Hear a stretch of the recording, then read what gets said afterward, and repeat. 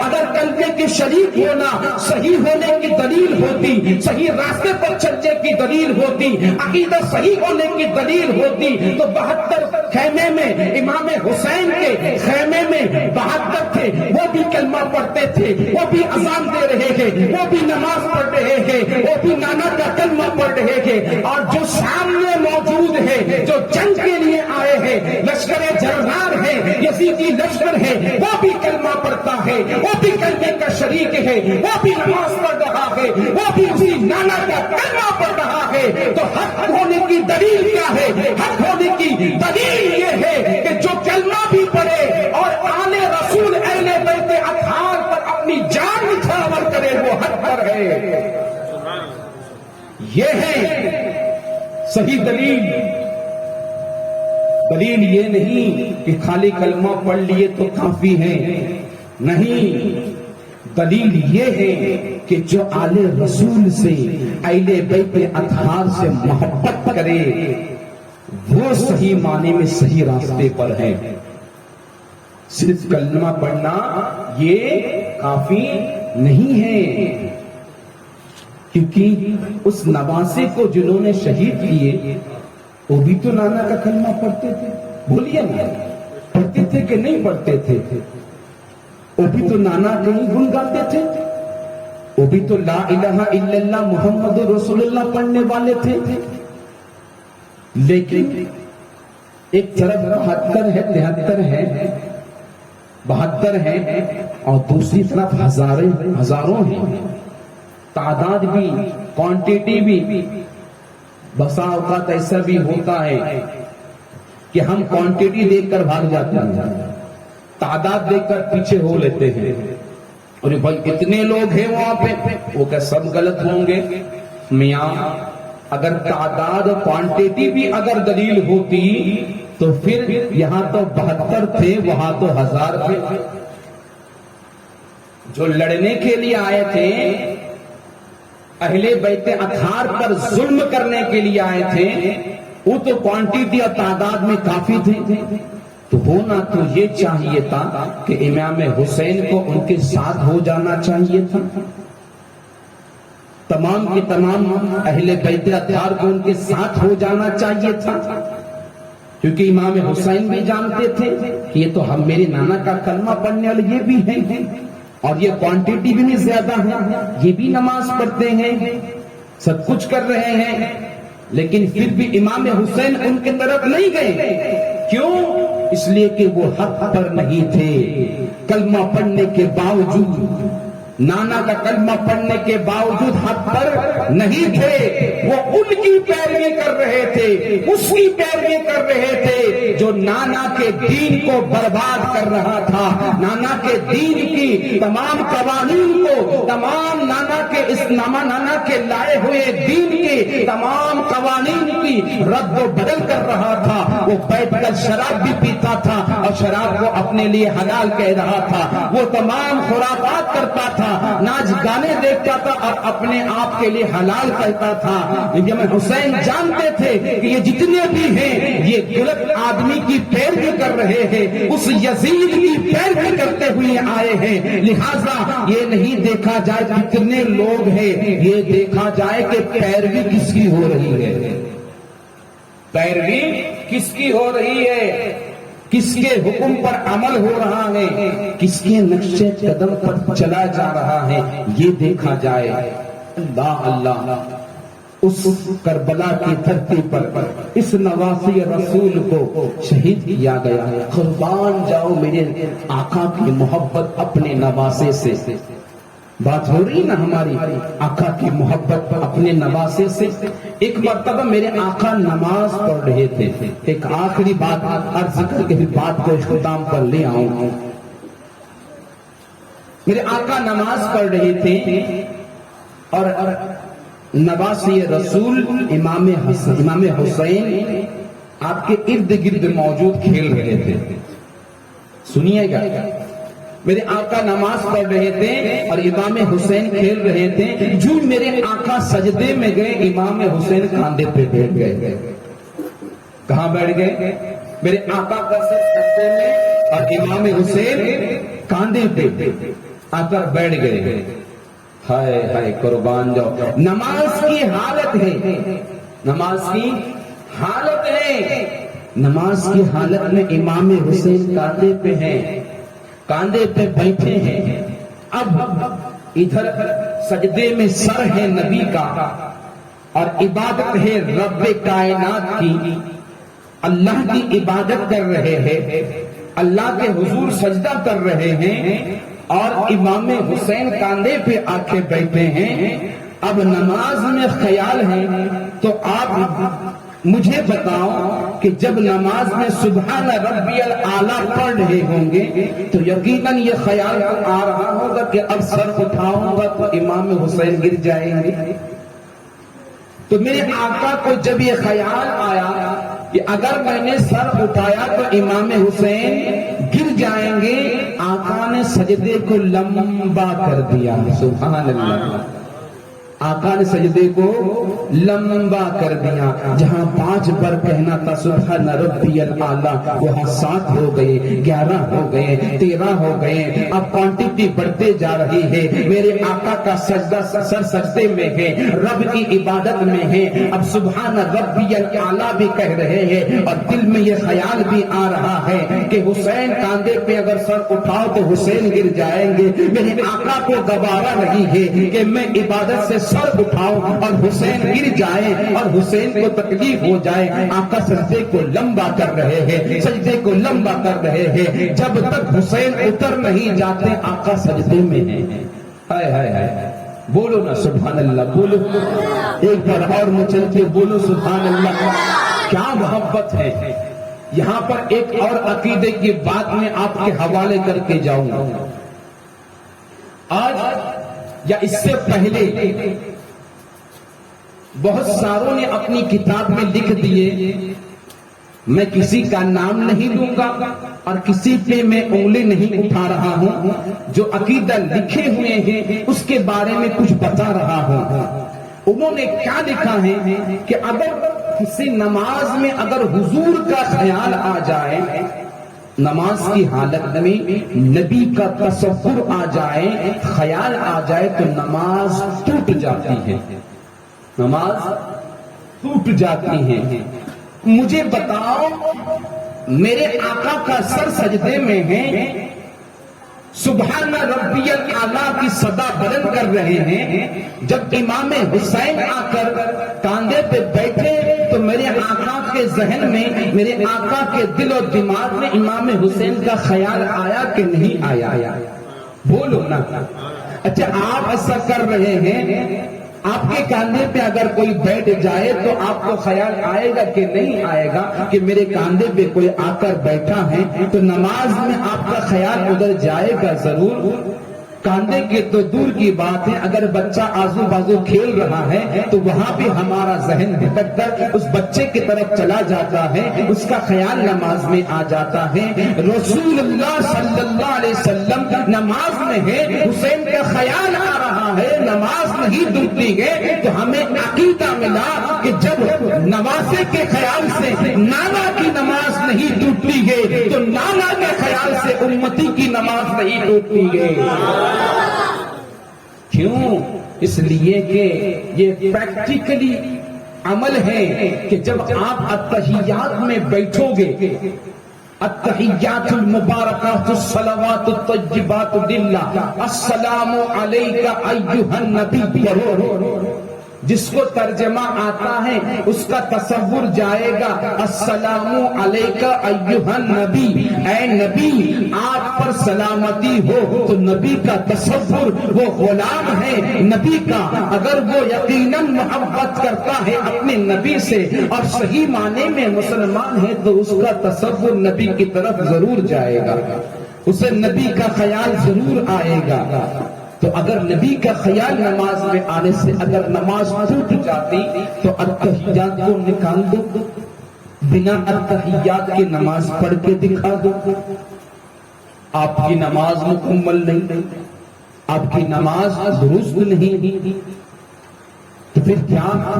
اچھا یہ بھی چھوڑو, اب اتحیات پڑھیے، اتحیات المبارکات الصلوات الطیبات، یہاں تک پیر پڑھ کر سلام پھیر کے دکھا دیجئے۔ شریعت کہتی ہے تمہاری نماز ہوگی نہیں، تمہاری نماز ہوگی ہی نہیں، نہ حنفی کے نزدیک ہوگی نہ شافعی کے نزدیک ہوگی۔ السلام علیک ایھا النبی، یہاں تک پڑھ کر اگر سلام پھیر دو نماز ہو جائے گی۔ ہائے ہائے قربان جاؤ، یہاں آ کر آپ اگر ضرورت ہے سلام پھیر دو نماز ہو جا رہی ہے، تو گویا یہ ہمیں میسج ملا، ہمیں یہ عقیدہ ملا کہ نبی پر سلام نماز میں بھیجنے سے نماز مکمل ہوتی ہے۔ تصور نبی سے نماز ٹوٹتی نہیں ہے، بلکہ تصور نماز میں اگر تصور نبی ہو، نبی کا خیال آ جائے تو نماز کامل ہو جاتی ہے۔ میرے دیوانوں، تو اگر ایسا عقیدہ اگر کبھی سامنے آئے تو ان کے باتوں میں نہ آئیے گا، ان کی میٹھی میٹھی زبان پہ نہ جائیے گا۔ جو ایسا عقیدہ آپ کو دیں، ایسے میسج آپ تک پہنچائیں، ایسے پیغام آپ تک پہنچائیں، تو ہمیں ان کی بات نہیں سننی ہے۔ ہمیں اسلام جو صحیح عقیدہ دے رہا ہے، صحیح تربیت جو ہماری ہو رہی ہے، ہمیں اس پر چلنا ہے۔ ہمیں اسے دیکھنا ہے کہ ہم جو چل رہے ہیں، ہم جو عمل کر رہے ہیں، اس عمل کے بارے میں میرے آقا نے کیا فرمایا ہے، اس عمل کے بارے میں میرے صحابہ کا عقیدہ کیا ہے، آقا کے دیوانوں کا عقیدہ کیا ہے، آقا کے مستانوں کا عقیدہ کیا ہے، بزرگان دین کا عقیدہ کیا ہے، غوث و خواجہ کا عقیدہ کیا ہے، بختیار کاکی کا عقیدہ کیا ہے، تمام اولیاء کرام کا عقیدہ کیا رہا ہے، سلف الصالحین کا اعتقاد کیا رہا ہے، ان کا طریقہ کیا رہا ہے، ان کا عمل کیا رہا ہے، اسے دیکھنا ہے، اسے سیکھنا ہے، اور سیکھ کر اپنی زندگی میں لانا ہے، اور اپنے عقیدے کو، اپنے اعمال کو مضبوط کرنا ہے۔ تو اس کے لیے ہمیں فکر کرنی ہوگی، ہمیں عمل کے میدان میں بھی آنا ہوگا، اور ہمیں اسلام کی معلومات بھی لینی ہوگی۔ انشاءاللہ ہم آنے والے 6 نشست میں ہم ایسے ہی تمام باتوں کو سماعت کر کے اور شہدائے کربلا کے سفر کو سن کر، ان کے واقعات کو سن کر ہم ان سے سبق لینے کی کوشش کریں گے، ہم ان سے اپنے عقیدے کو درست کرنے کی کوشش کریں گے۔ انشاءاللہ آپ حضرات ساتھ دیں گے نا؟ انشاءاللہ ساتھ ضرور رہے گا، لیکن ساتھ تھوڑے لیٹ سے مت دیجئے گا، تھوڑی جلدی سے دیجئے گا، تاکہ میں صحیح معنی میں اپنے موڑ پہ آ سکوں اور وقت پر اپنی گاڑی کو جو ہے ٹاپ میں لا کر جو ہے صحیح معنی میں گفتگو میں کر سکوں۔ جب سارا مجمع ہوتا ہے تو گفتگو کرنے میں بڑا ہی لطف آتا ہے، لگتا ہے کہ نہیں کوئی سننے کے لیے بیٹھے ہیں اور اچھے سے سن رہے ہیں، تو مقرر اچھے سے بولتا ہے اور اپنے انداز کو اور نکھارنے کی کوشش کرتا ہے، آپ تک اور باتوں کو سمجھا کے پہنچانے کی کوشش کرتا ہے۔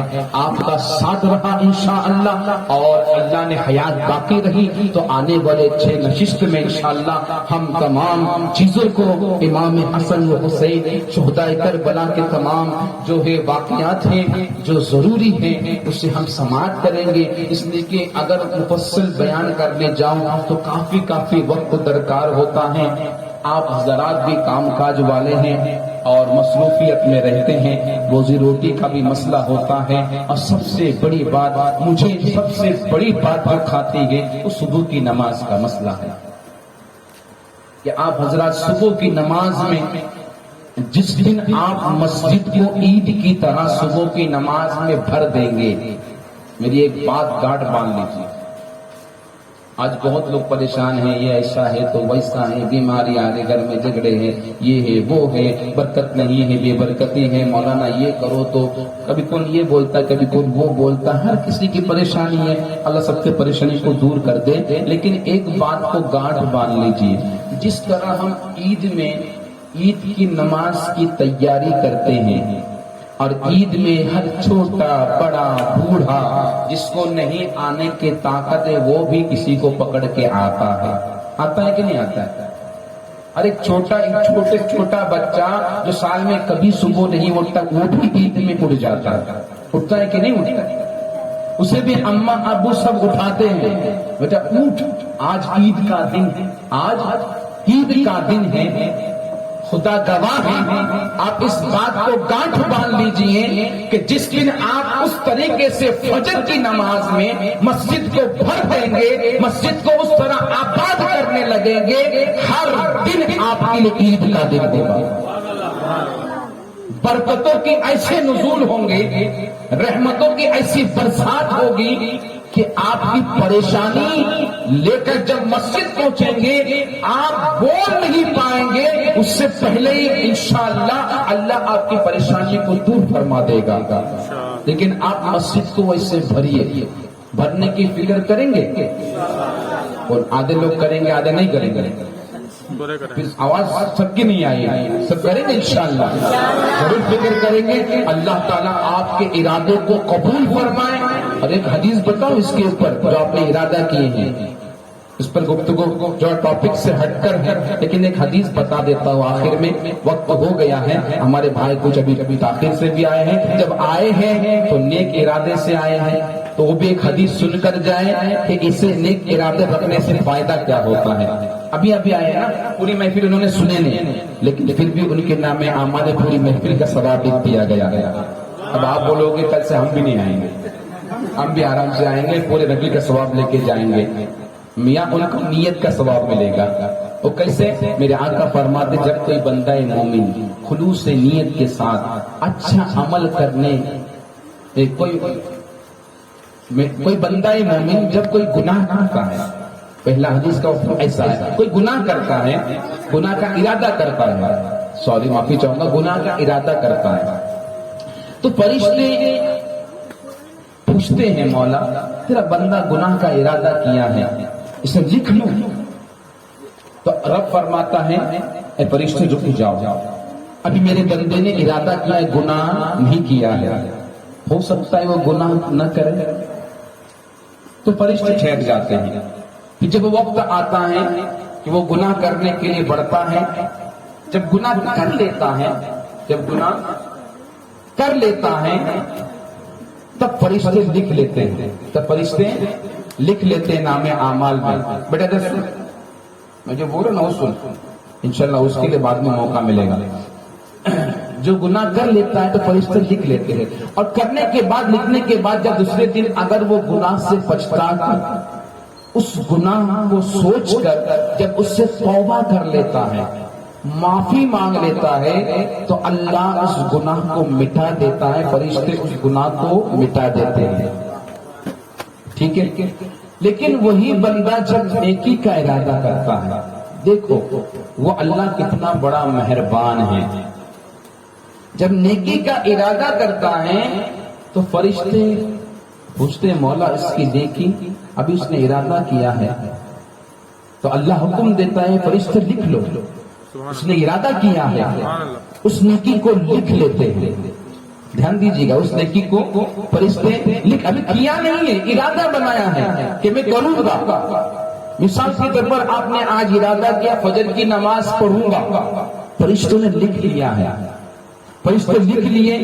اب کسی وجہ سے آپ مسجد میں نہیں آ پائے، کسی وجہ سے وہ بندہ جو نیک کام کرنے کا ارادہ کیا تھا، کسی وجہ سے، کسی مصروفیت کی بنا پر اس نے پوری مکمل کوشش کی اس عمل کو کرنے کے لیے، لیکن کسی وجہ سے وہ عمل کر نہیں پایا، تو فرشتے اللہ کی بارگاہ میں عرض کرتے مولا اس کی نیکی مٹا دو، اس نے تو نیکی کیا ہی نہیں، ارادہ کیا تھا لیکن وقت آیا تو مکر گیا، کیا نہیں۔ اللہ فرماتا ہے اے فرشتوں جب تم نے نیکی کا اس نے ارادہ کیا، تم نے لکھ لیا، اب میری رحمت کو گوارا نہیں کہ اس نیکی کو اس کے نام اعمال سے مٹا دیا جائے، اس نیکی کو ایسے ہی رہنے دو۔ تو جب بھی آپ ارادہ کریں تو نیک کام کا ارادہ کریں، گناہ کا ارادہ نہ کریں۔ جہاں تک ہو سکے گناہوں سے بچنے کی کوشش کیجیے، اور جب ارادہ کیجیے تو اس ارادے پہ اترنے کی پوری کوشش کیجیے۔ ایسا نہیں خالی ارادہ کیا اور پھر عمل نہیں کریں گے، کیونکہ ارادہ کر کے عمل نہ کرنے کا ارادہ کرنا یہ بھی ایک ارادہ ہے۔ سمجھ رہے ہیں کیا بول رہا ہوں؟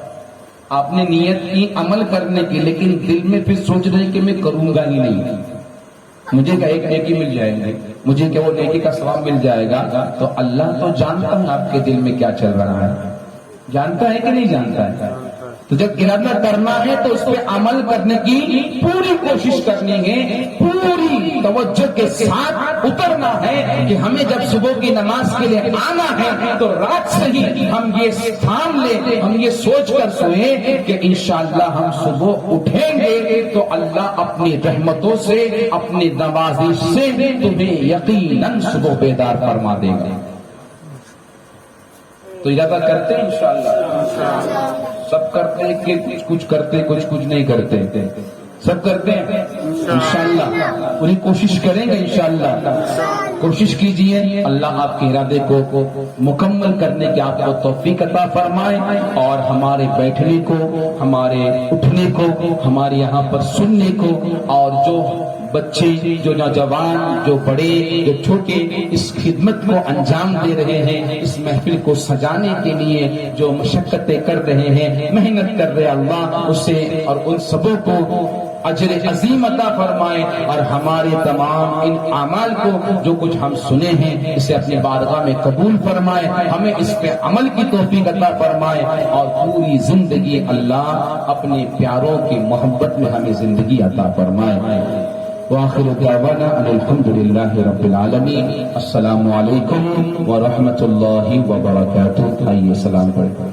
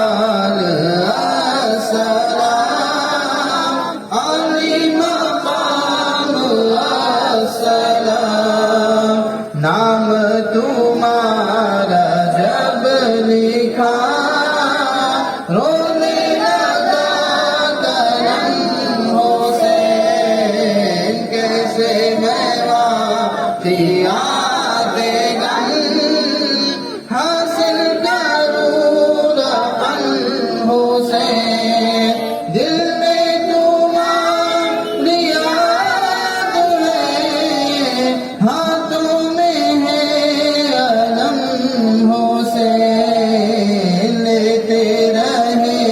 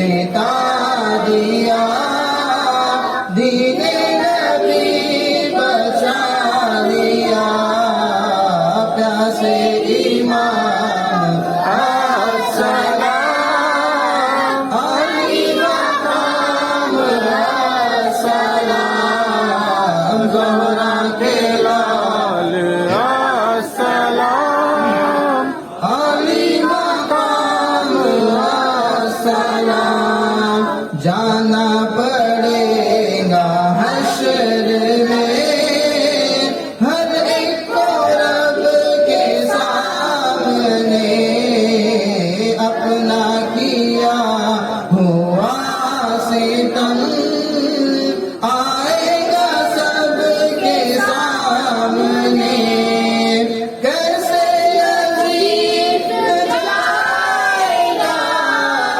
شان عرب کے سامنے اپنے لہو میں تر حسین آئیں گے سب کے سامنے پیاسے ایمان السلام علی مقام السلام زہرا کے لال السلام علی مقام السلام الصلاة والسلام عليك يا رسول الله والصلاة والسلام عليك يا حبيب الله وعلى آلك وأصحابك يا نبي الله صلى الله عليه وسلم.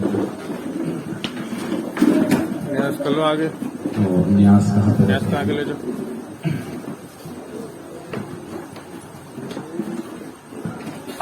إلى شرف النبي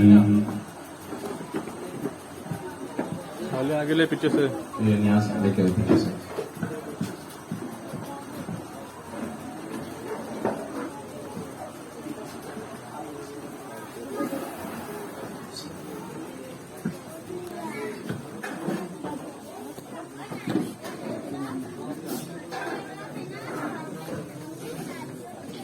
إلى أشرف الأنبياء والمرسلين محمد المصطفى صلى الله عليه وسلم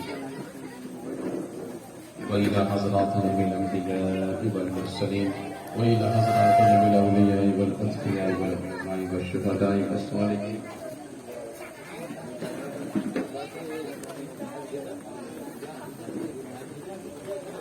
وعلى آله